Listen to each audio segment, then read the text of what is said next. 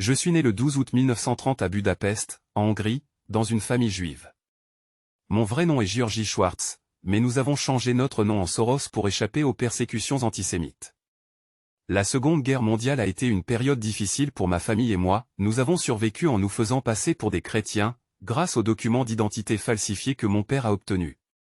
Après la guerre, j'ai quitté la Hongrie communiste pour l'Angleterre en 1947, où j'ai été admis à la London School of Economics. À la LSE, j'ai été profondément influencé par le philosophe Karl Popper, dont les idées sur la société ouverte ont façonné ma vision du monde.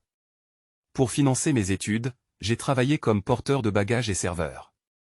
J'ai obtenu mon diplôme en 1952 et ai commencé à travailler dans une banque à Londres. Cependant, mon ambition était de travailler à Wall Street, et en 1956, j'ai déménagé à New York avec cet objectif en tête. Ma carrière dans la finance a vraiment commencé à décoller lorsque j'ai rejoint la société d'investissement Arnold & Blake-Roder en 1963.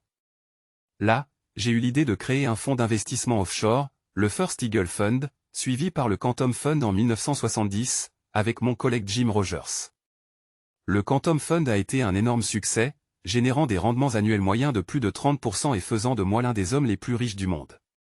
Ma plus grande réussite financière est sans doute le pari audacieux que j'ai pris contre la livre sterling en 1992, un événement souvent décrit comme le jour où j'ai fait sauter la Banque d'Angleterre. Convaincu que la livre était surévaluée et ne pourrait pas rester dans le mécanisme de taux de change européen, j'ai emprunté massivement des livres sterling pour les vendre, anticipant de les racheter à un taux inférieur.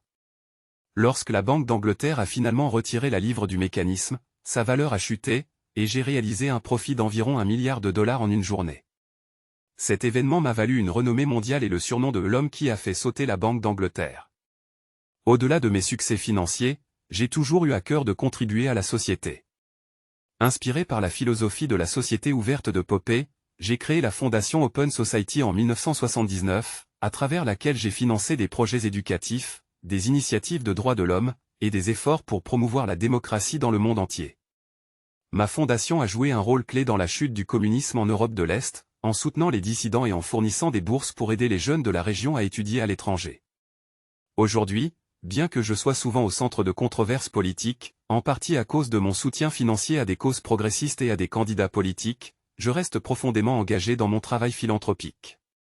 Mon objectif est de continuer à promouvoir des sociétés plus ouvertes, plus justes et plus égalitaires à travers le monde. Malgré les défis et les critiques, je suis fier de mon parcours et de l'impact que j'ai pu avoir grâce à mes succès en finance et à ma passion pour la philanthropie.